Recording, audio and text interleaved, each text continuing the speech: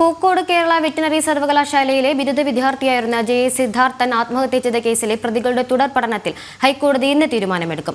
18 വിദ്യാർത്ഥികൾക്കാണ് പഠനാനുമതി നൽകിയ single bench നടപടി ചോദ്യം ചെയ്ത് സിദ്ധാർത്ഥന്റെ അമ്മ എം.ആർ. ഷീബയാണ് ഹർജി നൽകിയത്. പ്രതികൾക്ക് പ്രവേശനം നൽകിയ സിംഗിൾ ബെഞ്ച് വിധിക്ക് നിലവിൽ ഡിവിഷൻ ബെഞ്ചിന്റെ സ്റ്റേയുണ്ട്. പൂക്കോട് വെറ്ററിനറി സർവകലാശാലയിലെ സിദ്ധാർത്ഥന്റെ മരണവുമായി ബന്ധപ്പെട്ട കേസിലെ പ്രതികൾക്ക് ക്യാമ്പസ് പ്രവേശനം അനുവദിച്ച സിംഗിൾ ബെഞ്ച് ഉത്തരവ് ചോദ്യം ചെയ്താണ് അപ്പീൽ. സിദ്ധാർത്ഥന്റെ അമ്മ എം.ആർ. ഷീബയാണ് ഹർജിക്കാരി. പ്രതികളായ വിദ്യാർത്ഥികൾക്ക് പ്രവേശനം അനുവദിക്കണമെന്ന സിംഗിൾ ബെഞ്ച് ഉത്തരവ് റദ്ദാക്കണമെന്നാണ് ആവശ്യം. നിലവിൽ സിംഗിൾ ബെഞ്ചിന്റെ ഉത്തരവിന് ഡിവിഷൻ ബെഞ്ചിന്റെ സ്റ്റേയുണ്ട്. മണ്ണൂത്തി ക്യാമ്പസിൽ പ്രവേശനത്തിന് അനുമതി നിഷേധിച്ച സർവകലാശാല ഉത്തരവിനെതിരെയായിരുന്നു പ്രതികളായ 18 വിദ്യാർത്ഥികൾ ആദ്യം സിംഗിൾ ബെഞ്ചിനെ സമീപിച്ചത്. തുടർന്ന് സിംഗിൾ ബെഞ്ച് 18 വിദ്യാർത്ഥികൾക്കും മണ്ണൂത്തി ക്യാമ്പസിൽ പ്രവേശനം നൽകാൻ നിർദ്ദേശിച്ചു. വിദ്യാർത്ഥികൾക്ക് പ്രവേശനം നൽകിയ ഉത്തരവ് പുനഃപരിശോധിക്കണമെന്ന സർവകലാശാലയുടെ ആവശ്യം ഹൈക്കോടതി സിംഗിൾ ബെഞ്ച് അംഗീകരിച്ചിരുന്നില്ല.